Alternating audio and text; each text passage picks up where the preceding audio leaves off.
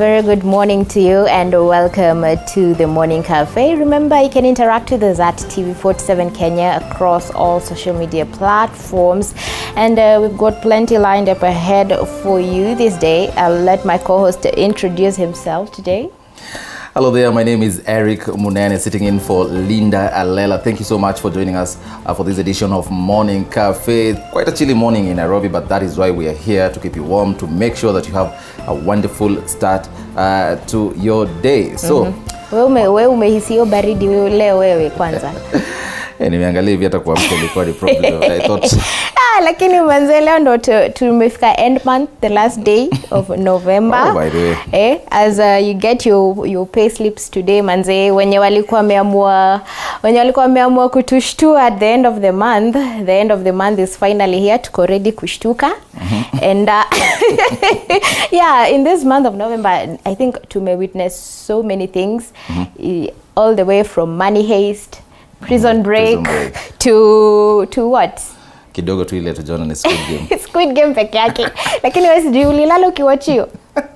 Yeah. I guessed it. So a lot of necessary dialogue. And hey, look, my Twitter handle is @Eric_Mnene. TV47KE is our Twitter handle. Let's keep this interactive.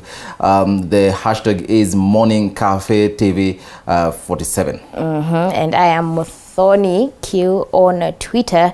Now let's take a look at what is making headlines today. As you get to see on the Daily Nation, the story that is making headlines there is a race for Raila running mate. Odinga set to announce his presidential bid at Azimio la Umoja convention. That story is on page 4, and on the front page we get to see this strategist scouting for a deputy for the ODM leader in the race for State House have narrowed down to Nakuru Governor Lee Kinyanjui, NARC Kenya Chief Martha Karua, and former presidential candidate Peter Kenneth. So apparently the team that is scouting for the person who is going to deputize the hopeful president, that is Raila Odinga, if he makes it, should not be combative. That is according to those who want to help him look for his running mate. The Nation quotes their nominated MP Maina Kamanda, who says that the running mate will come from Mount Kenya, but they are yet to decide who that is. I'm sure this is going to cause some jitters and some effects in the Ruto camp. A lot of I'm hoping they are going to respond to that. The deputy president has talked about this for quite some time now. He's talked about what he calls politics, the boardroom politics. I'm sure his camp is going to respond, but let's hope and see. Let's wait and see how that pans out. And these are the 3 top contenders for that particular seat. That is Lee Kinyanjui of Jubilee, the Nakuru governor. We have Martha Karua there, who's the NARC Kenya leader, and Peter Kenneth, the former Gatanga MP. And well, those are the 3. They have narrowed down to the 3. Let's wait and see how that goes. Absolutely. And also we have got on page 5 a story on economy said to be top of the agenda as Uhuru addresses the nation. That story is on page 5. So as he gets to address the nation today. Yeah, this is going to be his second last State of the Nation address, and a lot of people have a lot of expectations, especially MPs from across the political divide.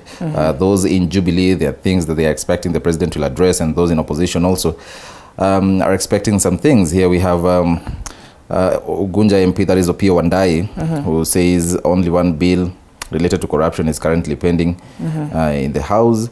And the bill seeks to lock out persons charged with corruption and other economic crimes from next year's election. So probably the president is going to talk about that. He's also going to talk about his legacy projects. And I remember we've been discussing about last week with my panelists here, we were talking about court orders and the rule of law and what the president has been doing in regards to that. So Kikuyu MP Kimani Ichung'wah says that he would like the head of state to address the economic stimulus implementation, the cost of living, and obedience of court orders, especially by state officers. Absolutely. And also they stated that he's likely to address the conflict between the judiciary and the executive, as well as fulfilling the country's international obligations. So plenty is in store for that, and we'll get to see how that pans out. Yep. On the corridors of justice, on page 3, there's a statement there. I would escape again, recaptured terror convict tells court. I don't know, I'm definitely kind of terrified with that kind of a statement being put out there by a recaptured terror convict. Well, let me be the devil's advocate here a bit. So he was saying, he says that we were not escaping to commit a terrorism offense, but they were seeking safety and freedom. This is a very chilling confession from one of those, terror convicts who escaped from committee. He says that the guards who aided their escape are still at committee prison. And some, he thinks, might be in Naivasha maximum prison. So he says if he were to go back to jail, he wouldn't like to go back to those two prisons because the guards are still there. And of course, they know that he mentioned their names and they might harm him while he is still in lawful custody. And also something else of importance, he says, is that he wouldn't want to finish his sentence only to come out and be executed. I mean, well, it's quite chilling there. I think grab your copy of the Daily Nation. The story is on page 3. That is Akulunga, the terror convict who said that they feared being killed after finishing their jail times. Their jail terms, I beg your pardon. Yep. And also on the front page, on page 8, there we see concern over the new variant as the ministry drops its guard at the airport. Investigations by the nation established that passengers traveling from South Africa to Kenya on 6 flights that landed on Monday, including a cargo one, were not tested. Researchers in South Africa isolated the Omicron variant on November 24th, and this is, rather worrying as to why they have dropped their guards down in regards to that matter. Is it are we as a country just waiting for a wait and see situation when something such as this is now here? It's definitely a worrying factor, and we should definitely do something about that matter. Well, as you say, I hope we're not a country that is more interested in reacting instead of being proactive. That story there reminds me of the first time the COVID-19 pandemic hit the headlines. And I remember there were people, some staff working at JKIA saying, we are seeing a lot of planes coming in. There are no, what is it called? Quarantine. Yeah, guys are not quarantined. And what happened to those quarantine centers? I really don't know. But I really hope this investigation here by the nation, it's an eye-opening one. He says that they counted actually 6 flights from South Africa, and they just came in freestyle. I mean, quite sad and quite worrying. It's really sad. Absolutely. Back to the corridors of justice. On page 10, Kinoti loses bid to avoid prison. High Court Judge Anthony Mrima dismisses Mr. Kinoti's application to review or set aside a ruling. Wow, that's another slap to the face of disabled Judge Kinoti. Yes, quite worrying. And now the spotlight is on the state law office. I think the AG now will have to explain a few things here, because I understand they lost the bid to, say that they wanted to, apparently, Kinoti wanted to say that, it's not his fault, or rather he actually said that it's not his fault that Jimmy Wanjigi does not have his guns back. He tried, directing the blame to the Firearms Bureau, but that was thrown out. So it's quite an interesting ruling. Kinoti is still being sought, by authorities. He's supposed to surrender actually at committee maximum prison, and we saw him.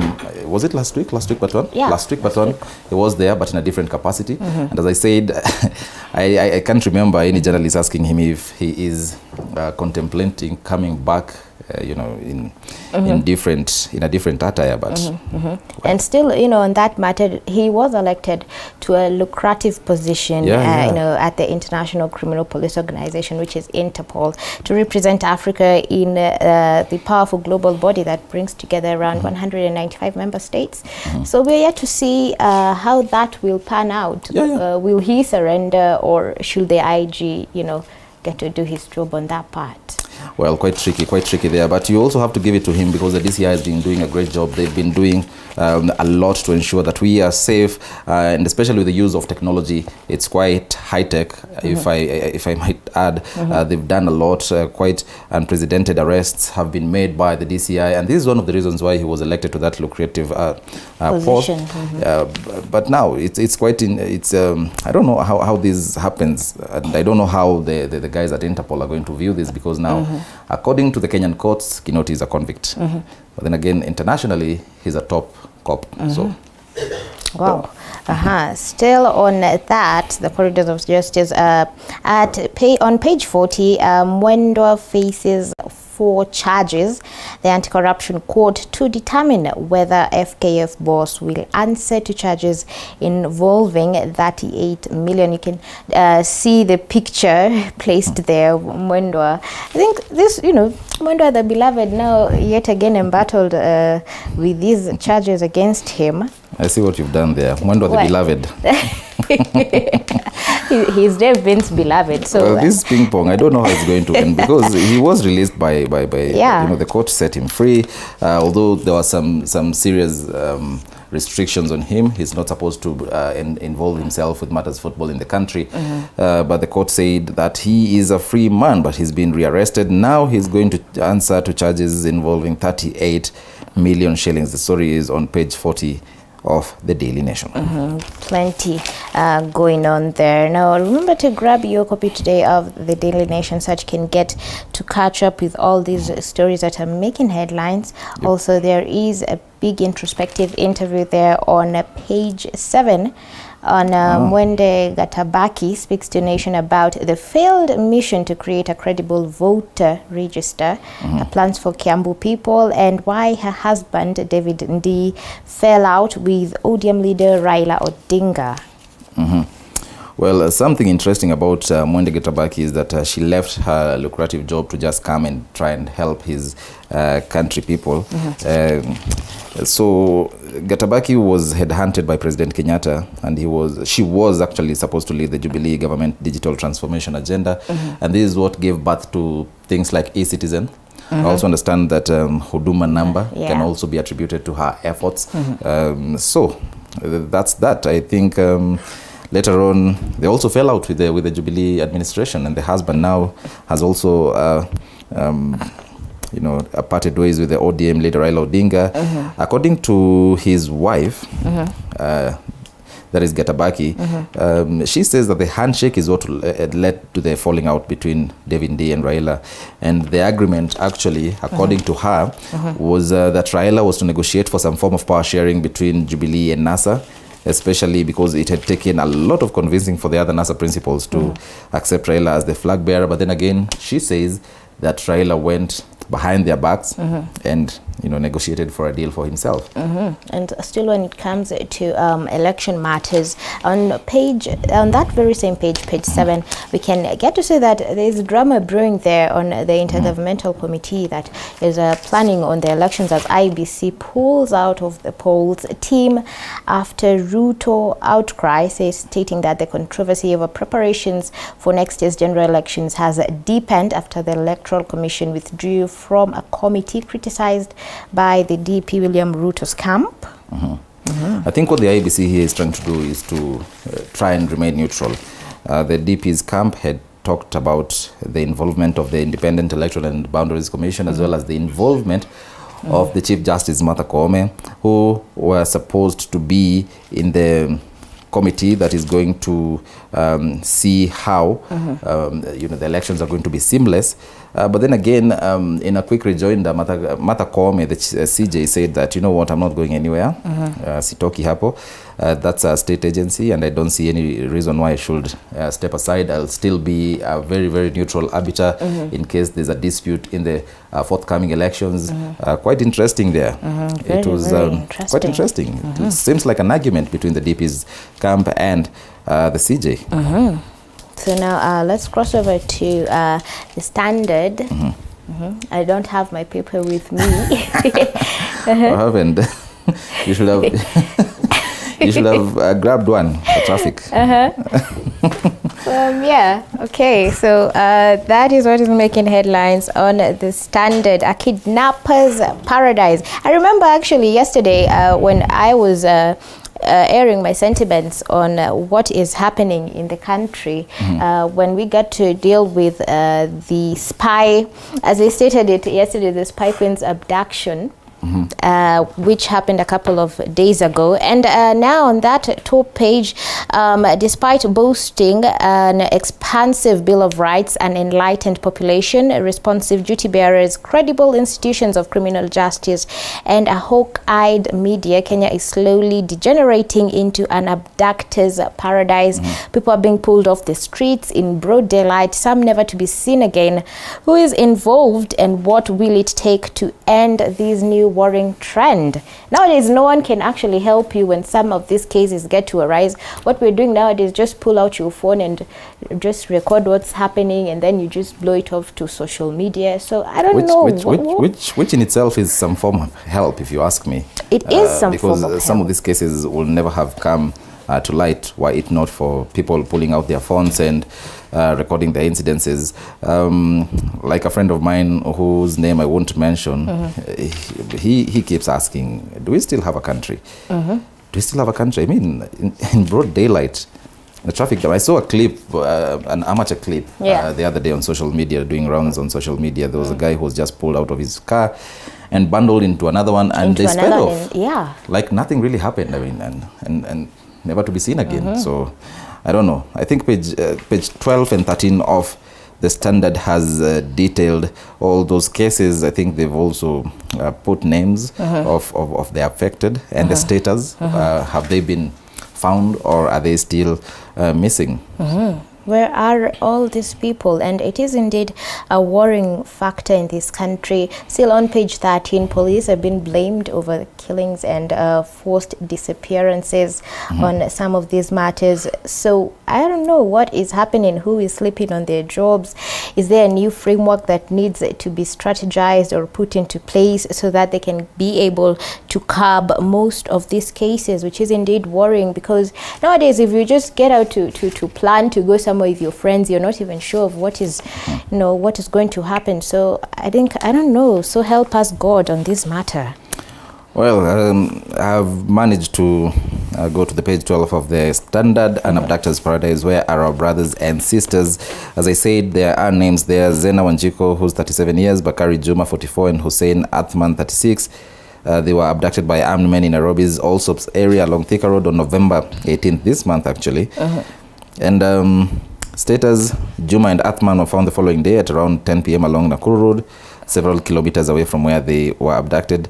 But Wanjiko is still missing. Quite chilling there. Very, very chilling. And as they stated there at the very top, patterns of these kidnappings are forming, and one can almost predict the next one and how it will end. It's a very sad state. I think one of the biggest cases that led to an uproar in the country is the one that involved lawyer Professor Hassan Nando. Yeah. And I'll give Abwiri as well as Abdiwab Sheikh, Abdi Samad. But I understand Abdiwab Sheikh, Abdi Samad's case was quite, different. It had a lot to do with geopolitics. I think he gave an interview. He said the people who abducted him warned him about talking matters concerning the Horn of Africa, politics regarding the Horn of Africa. So the others, we really don't know. The Standard there says that the pattern can be predicted. And still on that story on page 13, at the very top, it's indicated human rights defenders, journalists and activists are now questioning the role of the police in regards to these forced disappearances and killings as well. Yeah, and there's a quote there. Selahadin, one of the people who have been abducted, was on his way to DCI headquarters along Kiambu Road. This is what caught my eye when I was, going through the papers very quickly. This is a person who was already going to the DCI headquarters.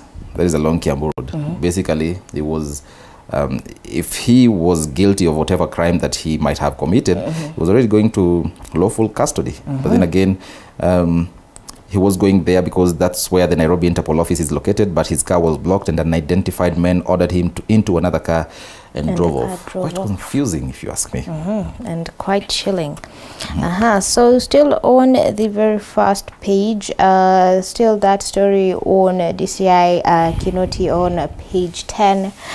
Judge says no new evidence has been adduced to make him change his mind on a decision to jail DCI boss. Grab your copy of the Standard so as you can get to have a wider, or rather a better way to view this story on page 10. Also on page 6 and 7, there is an exclusive story there seeking truth on MP Morara's 1970 death, drawing us back to the roots of history. He was a young and promising MP before he was killed in an accident involving a police car. The accident, which the family thinks is still suspect. What they want is just closure. And apparently he died 48 hours after he urged the state to come out clean on the whereabouts of the man who was convicted of killing Tomboya. That is 1970. In 1970. Where were you then? No, you have to answer me that. Where were you in 1970? I don't know. I wasn't born back then, so... So now we come to a wrap for the newspaper highlights, and now it's time to get in the news segment. Now, following the emergence of the Omicron variant, the World Health Organization, WHO, has today confirmed that the new variant poses a very high global risk, and as Elizabeth Atieno now reports, the Ministry of Health in the country has promised to state more containment measures today. The Ministry of Health has stated that more COVID-19 containment measures will be announced tomorrow during the National Emergency Response Committee meeting. We've heightened our surveillance activities, particularly at the ports of entry. Coming into Kenya, of course, there will be need for you to present a COVID-19 negative certificate. And then, of course, tomorrow after our NERC meeting, there will be determination when it comes to quarantine, which countries, who, where, when. But it looks like it may be possible that we will have to put in place quarantine measures. Health CAS Dr. Mercy Mwangangi, who was speaking during the launch of a diabetes peer educators training manual, further raised concerns over the new Omicron variant, saying this only proves that COVID-19 is here to stay, sentiments that have been echoed by the World Health Organization. But Omicron's very emergence is another reminder that although many of us might think we're done with COVID-19, it's not done with us. The COVID-19 pandemic is still ongoing, and the variants of concern, particularly Omicron that's been discovered, this shall be a continuing feature as we continue on with this pandemic.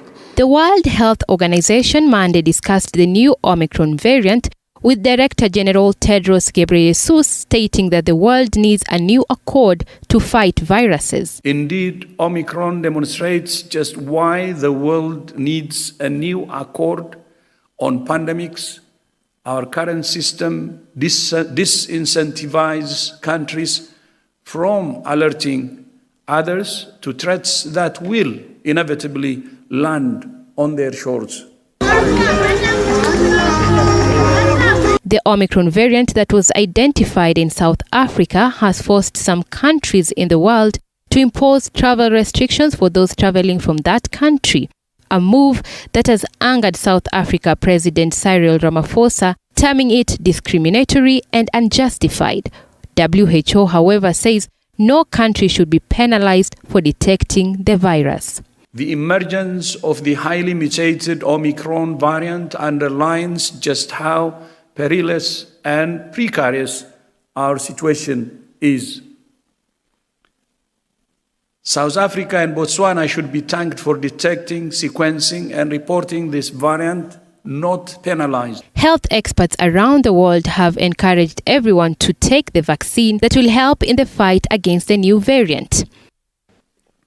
We don't yet know whether Omicron is associated with more transmission, more severe disease, more risk of reinfections, or more risk of evading vaccines. Scientists at WHO and around the world are working urgently to answer these questions. The emergence of the Omicron variant has fulfilled, in a precise way, the predictions of the scientists who warned that the elevated transmission of the virus in areas with limited access to vaccine would speed its evolution. Having fully vaccinated less than a quarter of their populations, Botswana and South Africa provided a fertile environment for such evolution. The virus is a ruthless opportunist, and the inequity that has characterized the global response has now come home to roost. This follows as the Ministry of Health today stating that more than 6.7 million vaccines have been administered so far across the country, with 4.3 million of the population being partially vaccinated, while those fully vaccinated stand at 2.7 million. The government is working towards vaccinating a target population of 27.3 million. Elizabeth Atieno, TV 47. Moving on, an autopsy report has now shown that journalist Gotv Gathara died of strangulation using a belt and a laptop charger cable. The autopsy was conducted today, as Willie Dennis Njiru now reports from Naivasha. After a postponement of a slated autopsy of the late veteran journalist John Gotv Gathura's body, which was located after a fingerprint finding last week, finally, the procedure was conducted Monday evening at the Naivasha Sub-County Hospital mortuary. Some trauma on the back of the neck shows that there was sort of a strangle. So there was trauma on the back of the neck, probably when it was strangling, when the ligature was applied. We only hope that some level of, as usual, some investigations will be done and we'll get justice for him, because of course it's cruel. The findings from the Nakuru County-based pathologist Dr. Titus Ngulungu, affirming that a belt and a laptop charger cable was used to strangulate Gotv Gathura to death. And the findings were very simple. Ni alikuwa kwa sababu ya kunyongwa. Hiyo tu, hakuna kitu kingine. Ya, na menyongwa na belt na wire ya kucharge computer. So it was applied on the neck, and then there was pressure on the neck, which prevented him from breathing. And that is how he died. It's cruel for sure, because if you look at the cable that was used, the laptop cable that was used, and the belt, because those were the things that were used to in killing him, you can really see that he really struggled. There was a struggle with him. Gotv's body was discovered at the KWS grounds at the Kehoto Estate, Naivasha, with a belt firmly on his neck by a group of persons who had visited the area for evening prayers. We have no indication as a family why, because we have no, so that's something that I think that why we have the investigators to try and establish why. But for sure we have no suspicious reasons why. The body of the deceased was later moved to the Tigoni Hospital mortuary in Kiambu County ahead of his burial scheduled for Thursday. We are moving the body here to Tigoni. This is more or less related to proximity. Tigoni is closer to where we want to bury him. So, and therefore that is why we want to move it from here. That's the main reason. Yeah. We want to bury him on Thursday. That's our plan. If all goes as planned, that's our plan. Reporting for TV 47 from Naivasha in Nakuru County, I'm Willie Dennis Njiru.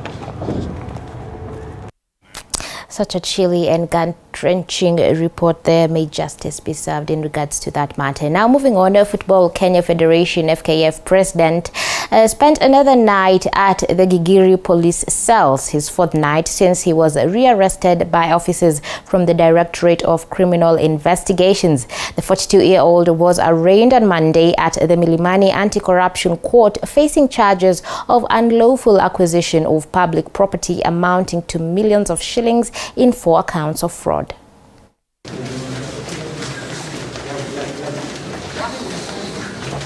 Milimani Senior Principal Magistrate Eunice Nyoto has detained FKF President Nick Mwendwa until tomorrow, November the 30th at 2 p.m, awaiting the ruling on whether he will be charged for fraudulent acquisition of FKF property worth 2.5 million shillings. So again, I will not comment on that. The defense, headed by former Losat of Kenya President Eric Mutua, is opposing the charge sheet, claiming the prosecution acted in bad faith. We urge the court to take into account that from Friday, Saturday, Sunday and still today, the suspect has been in custody.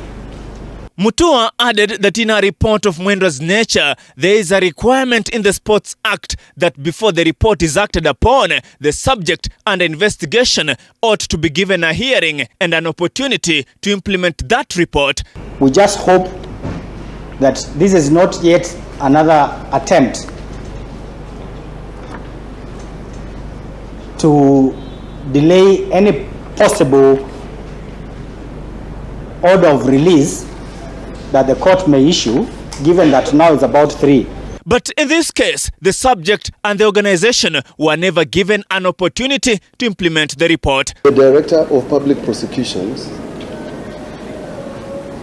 cannot choose to ignore those sections of the regulation which are part of section 52, 53 and 54. Your Honor, what you will be doing by admitting this charge is sanitizing an illegality.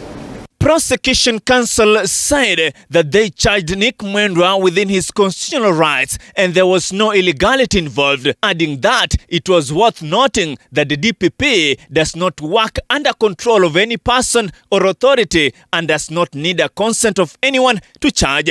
I do confirm that the accused was arrested last Friday, that is the 26th day of November 2021. The Honor is strike law that it should be produced within 24 hours. And when the 24 hours falls within a weekend, then we go to the next working day, which is today, the 29th of November 2021. Nick Mwendwa was arrested for the second time on Friday, the 26th of November by DCI and has been in custody at the Gigiri police station since then.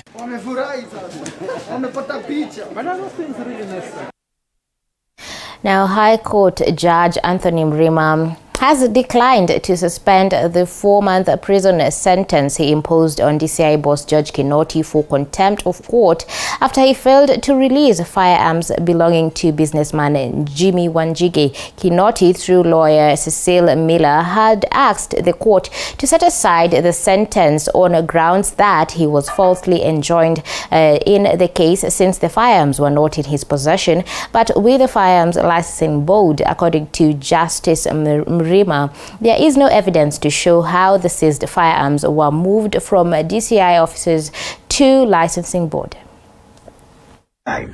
Including when Mr. George Maingi Kinoti leaves the office of the Director of Criminal Investigations. Those are the orders of this court. The law is the law, and the rule of law must be obeyed and applied by all. This government and its arms have a track record of not obeying court orders. Mahakama nayo lazima ijirestrain, iweze kujua kwamba saa zingine inaweza peana order, inaweza leta fujo.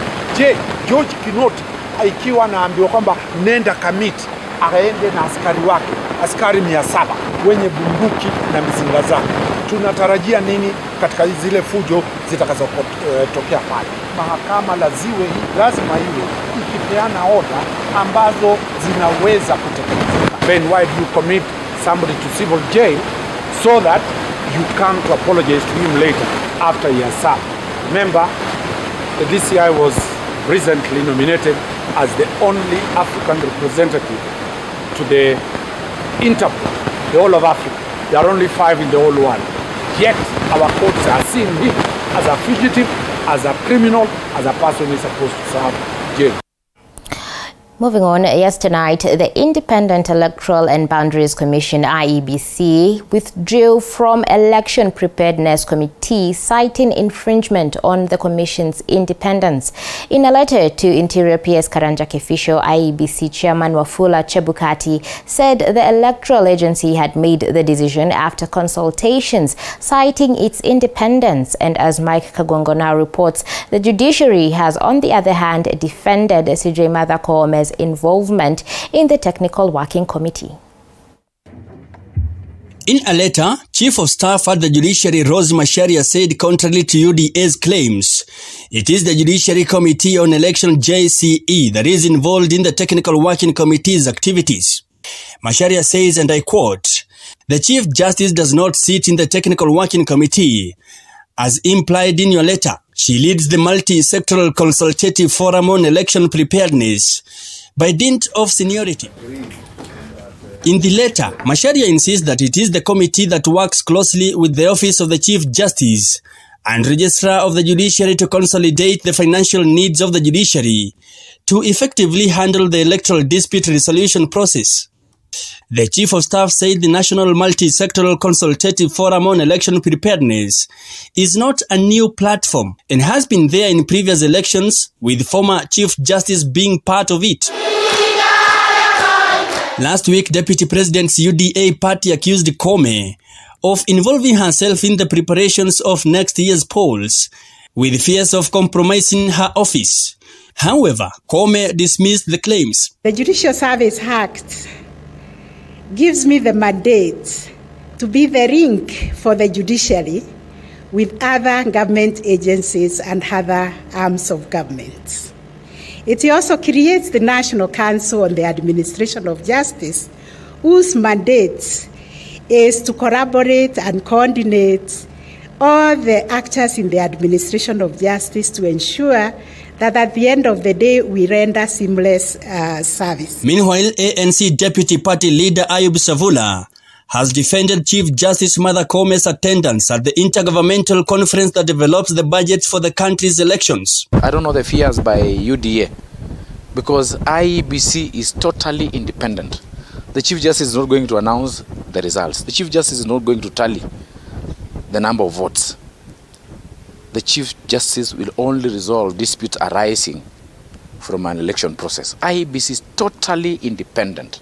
The process of carrying out a smooth election is a mandate of IEBC. On 29th October this year, UDA wrote a protest letter to IEBC over the inclusion of Interior CS Fred Matiang'i and his ICT counterpart Joe Mucheru into the multi-agency team planning the 2022 polls. Wamama oi! Meanwhile, Deputy President William Ruto has said tribal parties should not be given a chance in Kenya's political space, terming them the biggest impediments of Kenya's development as they further hate division and ethnicity. Siasa ya ukabila ndio imerudisha Kenya nyuma. Na ni nafasi yetu safari hii tuondoe na tumalize na tuzike siasa ya ukabila katika taifa letu la Kenya. Speaking on Monday at his current residence in Nairobi County, where he engaged more than 3,000 members of the Wamama na Hustler, a group that has been undertaken to promote the bottom-up economic model across the country, Dr. Ruto said it was impossible to unite the country if everybody was at his political party from his corner, community and region. Our competitors, at the moment, you have no political outfit. Everybody has his own political party from his corner, from his community, from his region. If truly you want to tell us you want to unite Kenya, how are you going to unite Kenya if you cannot agree, the 5, 10 of you, on one political party? Leaders present included Kirinyaga Governor Anne Waiguru, MPs Jane Kihara, Millicent Omanga, Isaac Mwaura, Patrick Wainaina and George Theuri. Mike Kagwongo, TV 47. Thank you, Kagongo, for that report. Now, 13 Committee Maximum Prison officers arrested and charged with aiding 3 terror convicts escape from lawful custody have been released on bail. Suspended Committee Prison Boss Charles Mutembe was released on a 300,000 Kenya shillings cash bail, while the rest were released on a 200,000 Kenya shillings cash bail. The 13 have been directed to deposit their passports in court and not to interfere with the prosecution witnesses.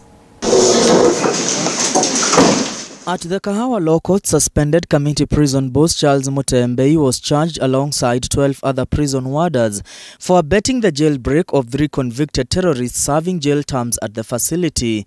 The 13 were admitted to separate bond terms, with Mutembe, who has been in custody for almost 2 weeks, walking free after depositing 300,000 Kenya shillings in the form of bail. And the prosecution. 11 other officers were released on 200,000 Kenya shillings cash bail each, and one who was not represented by a lawyer was released on a 50,000 shillings cash bail. All the 13 pleaded not guilty. On or before the 15th of November 2021 at GK Committee Maximum Security Prison in Kasarani Sub-County within Nairobi City County, jointly, directly and or indirectly willfully aided the escape of convicts, namely Musharraf Abdallah alias Shukri, alias Sharif, alias Alex Chikanda, alias Rashid Swaitar, and Mohammed Ali Abikar and Joseph Juma Ouma, who were in lawful custody serving sentences for terrorism-related offenses. Willie Wambua, is it true or not true? The prosecution withdrew cases against Mutembe's deputy Joseph Longarianyang and 5 others for lack of evidence. The 6 had been placed in police custody pending completion of investigations into the matter. That the second respondent has undergone great humiliation in the hands of the state. In the first count, Mutembe alone was accused that on or before November 15, 2021, directly and or indirectly conveyed or caused to be conveyed instruments, to wit blankets, metal bars, wooden sticks, nails, razor blades and chisel into the cell prison facility condemned Block A, cell number 6, with intent to facilitate the escape of the convicts. Willie Wambua, is it true or not true? Not true. Edwin Muhia, is it true or not true? The accused officers faced separate charges of neglect of duty while on duty and failed to notice and report the escape of the 3 convicts. Prison warder William Bogwa alone was charged with organizing a meeting between 4 convicted terror inmates, where he is accused of facilitating the movement of another convict, Abdul Najib Yassin, from cell number 2 to cell number 6, where the convicts were held. The 3 convicts, Abdallah Musharraf alias Shukri, Mohammed Ali Abikar and Joseph Juma Othiambo, were also separately charged in the same court and were detained at the ATPU headquarters pending the hearing of their case. Mwangi Maina, TV 47, Nairobi. Moving on, Gertrude's Children's Hospital, in partnership with M-Pesa Foundation, has launched a telemedicine program dubbed Daktari Smart that is expected to bring treatment closer to residents of Tiaty in Baringo County. However, the area member of parliament believes that the program is bound to fail as they are struggling with a poor network.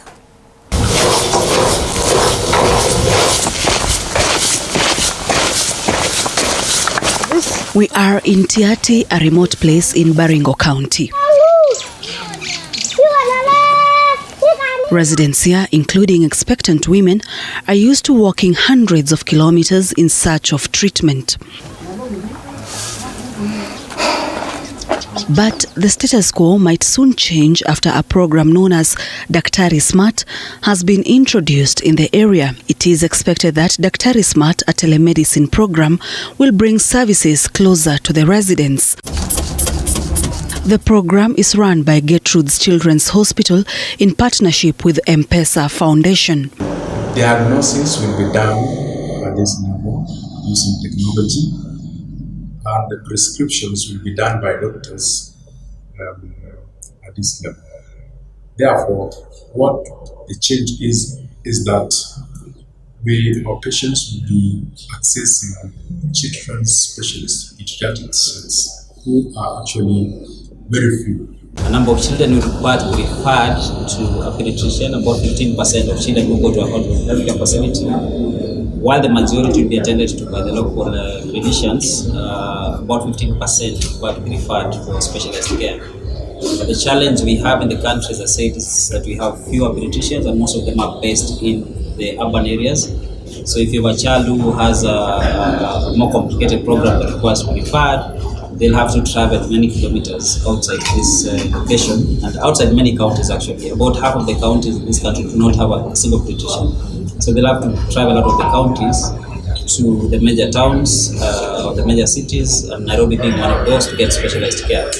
So this program aims to reduce the requirement for those children to travel very far to get specialized care, and also to improve how quickly a diagnosis can be made of those complicated programs. Some leaders in the county are hopeful that Daktari Smart will be a game changer in providing treatment to residents of Baringo. It is geared towards improving the health care of the children in the rural setups such as Baringo.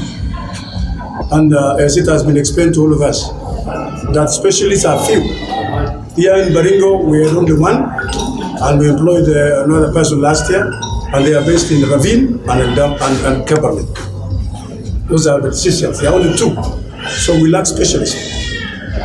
With this kind of approach, I want to believe that even now, those of them that are in the rural will get the best services. Why we mapped this region is that we have a number of health facilities that are in the rural setups.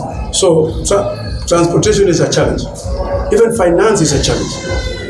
As you all might appreciate, the situation here is that economically we are still challenged. However, there are leaders who believe that the telemedicine program is bound to fail because of poor network. We have more basic problems in this county in terms of for instance, if we begin with the matter of connectivity, how many dispensaries or hospitals can we have telemedicine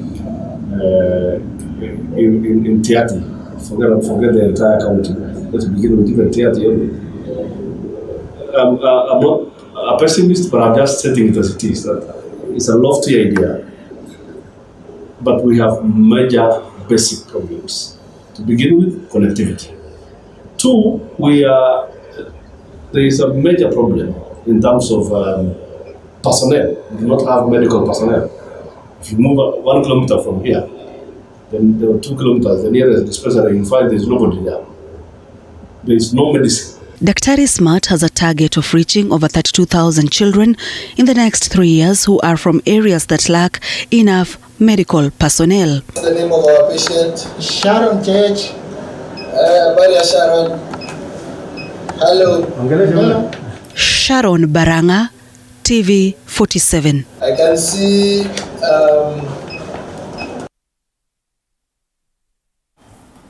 Well, that story there by Sharon Baranga brings us to the next segment of the Morning Cafe with the power panel here. I will be joined by Ndegwa Njiru, or rather I'm joined by Ndegwa Njiru, who is a constitutional lawyer. Karibu to the show, sir. Well, thank you very much, Munene. It was a chilly morning, very cold and very wet in Nairobi. But you braved it all. We braved it all, and we thank God for the rains. Asante sana. Yeah. Then on his left is Solomon Kuria, who's a political analyst. Karibu to the show, sir. Thank you so much. Well, before even you talk about the 2022 game plan, I want us to talk about this issue, and this goes to you, Akili. I know you're well versed with matters law. There's this big story that is making headlines about Kinoti losing his bid to avoid prison. That is after High Court Judge Anthony Mrima dismissed his application to review or set aside the ruling. So what happens next now? What happened next is that DCI Kinoti has a right of appeal. And the office, of course, is being represented by the Office of the Attorney General. Yes. So, in the first instance, there is something called purging the contempt. When you're convicted or when you're found guilty of contempt of court, it becomes very difficult for somebody to launch an appeal. But if you look at what happened in the case of Governor Wambora, versus Justice Mate, who was the Speaker of the County Assembly of members at that time. The High Court found them guilty of the offense of contempt. They made an appeal to the Court of Appeal. The Court of Appeal found them guilty, but they also launched an appeal to the Supreme Court. The Supreme Court acquitted them. So I think all is not lost for DCI Kinoti. He still has an opportunity and the right to be heard before the Court of Appeal. And so if I were the Attorney General today, I will not struggle before the court that convicted him and found him to be culpable and guilty of that offense. I would straight away go to the Court of Appeal and launch my appeal. But more to that, Monene, we need to ask ourselves, what has the judiciary become? You know, I am a practitioner. I believe in the rule of law. Yes. But I also believe in a situation whereby there must be an equilibrium before the state organs. We are having a problem with part of the judiciary because part of the judiciary has become like a nyapara. They want to nyapara other organs of government. The problem is we have a judiciary that has been held captive by the activism and both judicial activism and the civil society activism. And that's where we're having a problem with that. Its impartiality and independence has been dwindled and soiled and eroded by that activism to an extent that when a judicial officer is pronouncing himself, he's pronouncing himself in the pedestal or with the lens of we are having a war with the executive. So this is just the perceived war that has been existing for the last almost now 5 years, and it is going to destabilize this country a big way. Just imagine if Kinoti was to be taken to prison, he was to walk to committee because that's where he was convicted. Whom is he going to interact with? The people that he has caused or facilitated their conviction. So I believe that's a law. You know, it has to. It is a law. Ways, yes. It is a law. But I believe there must be a mechanism that creates a proper working environment. Yesterday there was an interesting angle that appeared in this case, where the Firearm Licensing Board made an application to have the orders waived as against Kinoti, because according to them, Kinoti is not the custodian of the license, and that is true. The Fire Licensing Board is a licensing organ. But you might want to ask yourself, when all this was happening, where was the AG? So the weakest link when we're having all these issues is the AG. We are having an inept office of the Attorney General, because so many cases have been lost against government, cases that should not have been lost, but because the AG is not a hands-on AG, that's why you're having these problems. It's causing chaos and destabilizing government. Yeah. Well, Solomon Kuria, I know you're a political analyst, but also you're a Kenyan first. I want to hear your opinion on that. Let me begin by saying that there was an incident where a judge was arrested and taken to the DCI for questioning. Yes. When he was found with a huge amount of money in the office, and was accused of receiving, bribes from people who had cases before him, and he was arrested alongside another judge. So later, when they addressed the members of the fourth estate, they said that they are going to revisit. And I remember them giving an ultimatum about the BBI. They are going to revenge by bringing down the BBI and stuff. So it's what Wakili is talking about. People thinking that they can punish the executive arm of government through any available opportunity. Because Kinoti is asking them, how do you expect me to return rifles that should not be owned, that should not be in the hands of civilians? How do you expect me to return such rifles to Jimmy Wancheki? So I think there's something that Governor of Meru sometimes spoke about when the judiciary brought down the BBI. He told them, before you became judges, first you were Kenyans. And he told them, before you make any judgment or ruling on any case before you, remember that you are Kenyans first. I don't think sometimes these guys first consider the issues affecting Kenyans, because why would you try to force the return of such rifles to a civilian? And who takes responsibility if such rifles are misused? Who takes the responsibility? I believe even last time when you saw the MP for Bahati, returning his rifles to the DCI, is because that's where they are licensed. So there's a very thin line between them jailing, the DCI Kinoti, and the DCI taking responsibility for what happens if those rifles are misused. So I am with him. Do not return them. Well, and it is ridiculous to jail such a person. And they should separate the office and the individual. It is the office. Why are they calling him off? And I've heard that argument being made there. I think it was Wakili Danstan Omari saying, you can imagine the situation where the DCI presents himself to committee accompanied by over 700 bodyguards. But I think the court there had considered all those factors.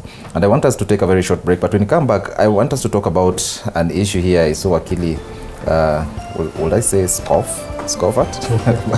About a big interview that was done by the Standard and exclusive by the Standard on CJ Emeritus, that is Willy Mutunga. The big interview. He has talked about Uhuru having money in offshore accounts. Yesterday, there was the issue of the elections being almost, it's like he called the election and said that, as of now, it's only a two-horse race between Raila Odinga, the former Prime Minister, and Deputy President William Ruto. I want to hear what my panelists think about that big interview. Now, time now for a very short break. Remember, this is the Morning Cafe. The hashtag Morning Cafe TV47 at TV47KE is our Twitter handle, at Eric_Mnene. That is mine. Let's keep this show interactive. Don't go away.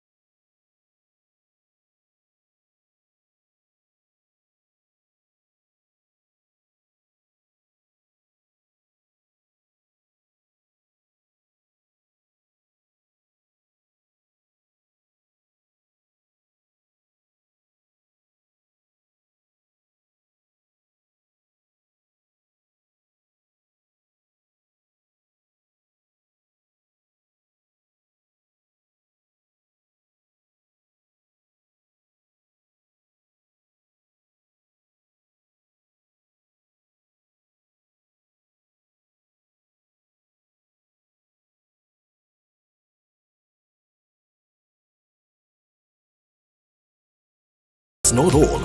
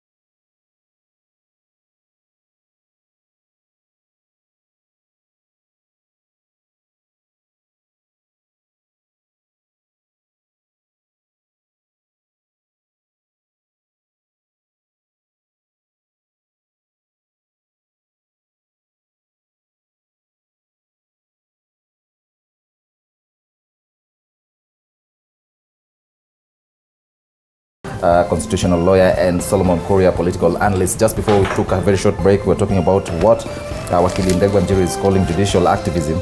And there's that big interview by The Standard, an exclusive interview with the former CJ Mutunga. And on today's interview, he says that if the president has any cash out there, he should bring it back. Your opinions, Wakili? Allow me probably just to do a bit of the amendments of the statement that I made. That's not just the judicial activism within the judiciary. It's activism within and without the judiciary, meaning that the judiciary is also being pushed by some forces from outside that are making it pronounce such kind of ridiculous pronouncement that they are doing. I have high respect for Chief Justice Mutunga. He's one of those guys who have been clamoring and fighting for the new constitutional dispensation. He's one of those guys that by now should have been awarded the Mashujaa Awards for having fought for the democracy that we have now. Insofar as the question of the, what's it called, the Pandora Papers, there's still nothing or no credible information that we have that can make us make proper comments as to whether there's money outside there or not. And if there is money outside there, it was an investigation by journalists, credible journalists, if I can add. You know, there is no place in the Kenyan laws or statutes that can make or can expose or can make journalism, or sorry, that can make investigation by the journalist credible. At least it's not there in the criminal procedure code. It is not there in the penal code. It is not there in the police act. For me, we might have to look at the motive behind that exposure, because I believe if that person was candid enough with the truth, and if he wanted to expose such kind of things, and if he was an impartial journalist, he should not just have stopped, landed, picked, and free off. He should have gone ahead to expose other factors, other interests, other individuals. But for me, it was coined in a manner to discredit the President Kenyatta. And this is a war that President Kenyatta has been facing since he came to the office. It's a war that has been orchestrated against him by the Western governments, because the West has never believed, and especially the British, they have never believed that a revolution was launched somewhere in Abadeas and somewhere in Mount Kenya region, and that revolution caused the lowering of the Union Jack. They have never believed that Muzungu left this country because of that war of liberation. So when they see anybody associated with that war of liberation coming into power, the much they do is to invest in a manner that will discredit that particular government. And so to me, this is just mudslinging and soiling, because they are the same guys who are hosting this money. If they were genuine enough and impartial again, why are they not bringing these funds back to us? So to me, Chief Justice Mutunga's opinion must be respected. The only part I agree with him is when he says that the UK and the Americans are the biggest money launderers. When he speaks that extent, and when he speaks the extent of how the West tries to manipulate the African regimes to their benefit. To that extent, I agree with him, because all these issues is an attempt to manipulate the regime, to discredit the regime, and you can see the discrediting of the regime has persisted and has actually even been adopted by the UDA. The UDA are still using the same script of discrediting government, the performance of government. So to me, I might want to ask myself, if this is the kind of the discrediting of government that is happening, and we can see it coming from the West, then whose brief is the UD also holding, so that we are then able to be safe, to understand in whose hands are we safe. Well, Kuria, and I know we've probably exhausted this, but I just want to get your opinion on that big interview by The Standard there on the former CJ. According to him, the race is almost over, and he is convinced that the race is a two-horse race between Raila Odinga and William Ruto. I want to hear your opinion on that. There's nothing new he has said. He has just said the race is between the two. That we know. The only part he erred is when he said that if elections were held today, the winner would be the deputy president, calling him the front runner and putting a disclaimer that he doesn't support him. When we know all the activists he mobilizes work around the deputy president. So he's a campaigner for the DP, and it is a sad reality when a former CJ should be consulted on legal matters by lawyers like Dewanjiro, or even the successor, the current Chief Justice. Yes. He should stick to legal issues, because that is his field. Or if you want to join politics, let him declare, in which county he is vying, or in which ward as an MCA or an MP, or maybe come and vie for presidency. But this issue, he began by trying to twist the current Chief Justice by telling her what to do, until she came out boldly and told her, let me do my job. He's now trying to tell Kenyans what to do when it comes to politics, but he doesn't want to participate in politics, in active politics. I would challenge him to come out and say, I'm vying for this position, and I'm supporting this person for president. Stop these unqualified statistics. You cannot just say that if an election was held today, so and so will be the winner, when you don't support that with statistics. Where did you get your data from? Who did you question? Who did you interview? And therefore, I still maintain that a person who has ever held such a position, and I always give a case of Moi Kibaki and Daniel Moi. When Moi left office for Kibaki, he did not come back to tell Kibaki what to do. When Kibaki left office, he has never come back to tell Uhuru Kenyatta what to do. There's a time he interfered a bit with the arrangement between the government and the opposition. If I remember well, the time he told the ODM leader to go slow on his criticism of the government. He did. That is Raila Odinga. I'm talking about Uhuru Kenyatta, and I'm talking about Moi Kibaki. Okay. So the sitting presidents, they have never come back to interfere with the running of affairs.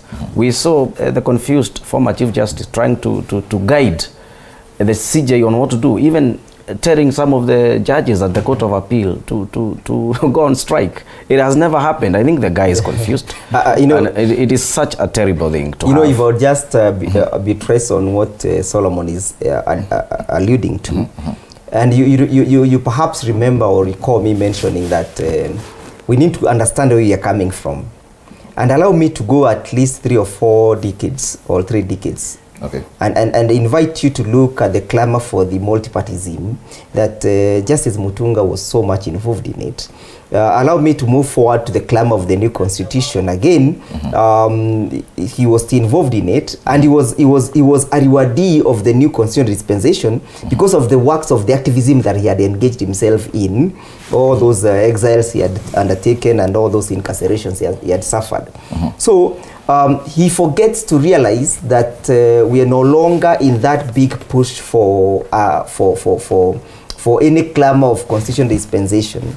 and he refuses to mutate and metamorphosize into a statesman, and still hangs and lingers himself in the arenas of activism. And thus he could make such kind of pronouncements that the Court of Appeal should actually go on strike. In my view, such kind of statement should be used to stabilize our democracy. It should now be forming a council of how to advise government to run effectively. Yes. It should not be telling leading a council of trying to show how government should be sabotaged. In my view, it should be making a conglomeration of individuals of like-minded to help the government perform in an effective manner, in a manner that is efficient and efficacious manner, in a manner that observes the rule of law and stabilizes our democracy. But when he still hangs around the activists, it shows me that he has refused to mutate into a statesman and still held by the buckles of activism. He has a freedom of association. That he has. That he has. But it also comes to a time when you have to stabilize and cool your heels, and now start advising government or seeking opportunities to advise government, not from the activist perspective, but from a statesman's perspective. Yes. Okay, so this is our own State of the Nation here. Today, Uhuru will be delivering his second last State of the Nation address. There's some, MPs in the Deputy President, William, worried about what is going to be talked about today by the President, but they are saying that this is an opportunity for the President to give Kenyans his story, because next year, it's a busy political year. Next year, he might not have quorum. I want to hear from you, Kuria. What are your expectations about today's State of the Nation address? One, I expect the President to talk about COVID-19 and also address the issue of vaccination. Okay. Because a few months ago, he told us by Christmas this year, by 25th December this year, there will be about 10 million Kenyans who will be vaccinated. Yeah. So far, we are below 7 million. And I would like to hear from him whether it will be possible to vaccinate over 3 million Kenyans between now and Christmas. I would also, I'm also expecting to hear him talk about economic recovery post-COVID-19, the measures his government has put in place.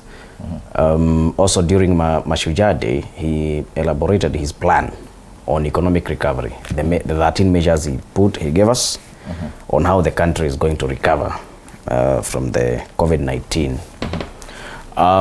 Also, I'm expecting him to analyze and conduct an audit of all the projects his government has been able to deliver, at least not for this year alone, but since he joined presidency, since he became the president, since 2013. Those mega projects, the SGR, the expressway, the dual carriageway, the bypasses he is constructing all over. That's something I'm expecting, an audit of all the government projects he has been able to do, at least the major ones. I'm also expecting him to dwell on peace of the nation, because he has taken a bold step of, shaking hands with the leader of opposition. I would wish to see him telling us now, how do we sustain that? I believe this has been the most calm term of a president in office, the most recent, where you have a president and there's no so much politics out there, at least from the opposition, and he is able to deliver. Okay. And lastly, I expect him to tell us now what are the promises he is making, because this financial year is still very, very young. We are in the month of November, and the fiscal year ends in 30th June 2022. So there is a lot that has to be done with the budgetary allocation for 2021-2022. So he still has a room to promise even more projects on how they are going to be accomplished, having been allocated money in the budget. Okay, so the former majority leader in the National Assembly, Aden Duale, seems concerned, and he really wants the president to assure Kenyans that he's going to oversee a free and fair elections next year. Yeah. The UDA camp seems to be very, very concerned about that. They've been very, very vocal about a free and fair election. Is it that they know something that we don't? You know, you always expect crying babies to keep on crying. Why are you calling them babies? For whatever reasons, because previously, those guys who are now saying the president to guarantee credible and fair elections were so much convinced that even if Oburu Odinga would become the chairman of the IBC, they would still not be worried. So they were so much confident that they were going to win the election. The other day, he said they do not care about the deep state or the system, whatever that may be, because for them, they believe that the system and the deep state is godfathers, and they said for them they have monopolized God and they have a godfather, a God in heaven, a father in heaven. So when they come to start asking the president to guarantee a credible and free, fair elections, they're asking too much of the president because the president does not sit in the IBC. The IBC is an exclusive organ that is supposed to enhance and ensure that there is free, fair and credible elections. I implore upon him to go and check out on the IBC Act and check out on the mandate of the IBC, and then he finishes checking out on the mandate of the IBC. He may also visit Article 130, Article 132, Article 131 and find out the functions of the president, because guaranteeing a free and credible election is not part and parcel of the president's functions as prescribed by the Constitution. And more to that, you cannot start asking for a free, fair and credible elections when you yourself, you're actually campaigning outside the campaigning period. The Supreme Court indicated that the election is a process, it is not an event. So when you engage yourself in a full swing campaign mode, you're also disadvantaging, giving undue competition and undue disadvantage to those guys who have not begun their campaigns. Who hasn't? For example, Kigame has not started his campaigns. There are others, guys who have not started their campaigns, who are also willing to vie for the presidency. So you cannot then be saying that you want to have your cake and eat it. The law says he who needs equity must do equity. He who comes to equity must come to equity with clean hands. So UDA should stop having some rumbling stomach and ask the IBC to deal with the credibility of the elections. For example, look at what happened yesterday. And that is what actually worries me. When Chebukati comes and says that he has revoked a task force or a committee that is supposed to enhance and facilitate a free, fair and credible elections. What Chebukati did, he was responding to the outcry by the UDA through Veronica Maina's letter. But the question then is he aware of the existence of Section 26 of the IBC Act? Section 26 of the IBC Act provides that it is the sole responsibility of the IBC to roll out a credible election. And it further says that while rolling out these credible elections, IBC shall not be under the direction of any other person, but they shall have consultation with stakeholders. Then you might want to ask yourself, who are these stakeholders? If Matiang'i is not a stakeholder, if Mosheru is not a stakeholder, if the judiciary is not a stakeholder, who are the stakeholders to the process? The other question is, who constitutes these stakeholders? So then Chebukati can then tell us how he is planning, following his revocation, how is he planning to implement Section 26 of the IBC Act. In my view, we have already started seeing some serious red alerts by Chebukati actually indicating his partiality in the whole process. Because it should have been a consultative process. He should not have just reacted to the UDA's letter. It's not the only UDA that shall be participating in the election. The other players. So to me, the biggest failure will come from the IBC. And if Duale is endowed with legal wisdom, he should be asking IBC to guarantee a credible election, not the president.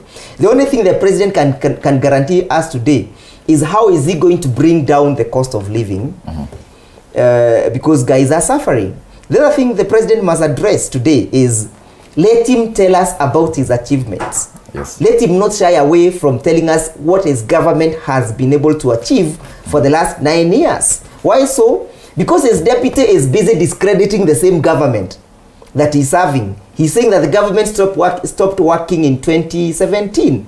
Let the president expound what he has been able to do for this country. The final thing is, the president must address the issue of hunger and starvation that is ravaging this country. And he must also put the county governments to order. That now the rains are here with us. What is the devolution doing to make sure that they guarantee food security in the future? So those are some of the pertinent issues that the president must address, and free and fair elections is not part of the obligation that the president is mandated to address. Okay, so Kuria, let's talk some politics now. Yes. The race for Raila running mate. Strategists are scouting for a deputy to the ODM leader in the race for State House, and they have now narrowed down to Nakuru Governor Lee Kinyanjui, NARC Kenya Chief Martha Karua, and former presidential candidate Peter Kenneth. I want to hear your views on that, the three. What do you think about them? First of all, both of them, the three of them are qualified, so qualified to say the least.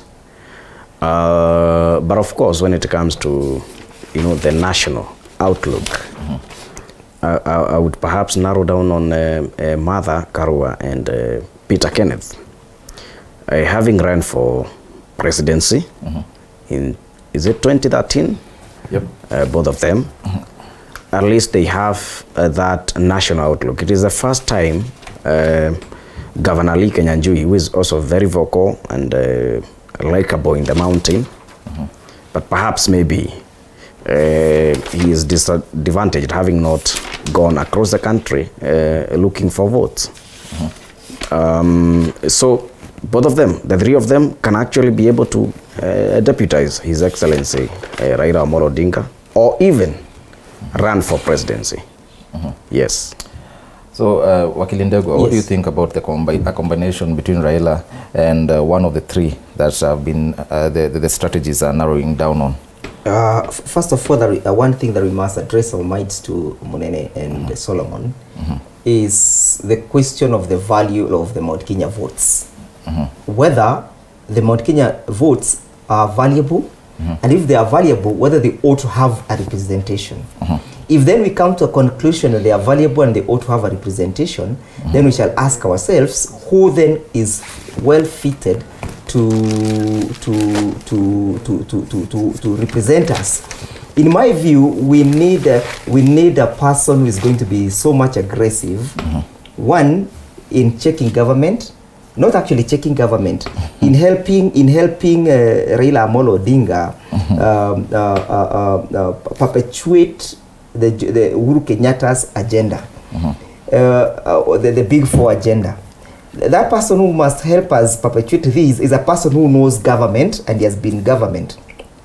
For example, Mheshimiwa Martha Karua is a perfect individual who can pair up with Raila Odinga very well. Someone like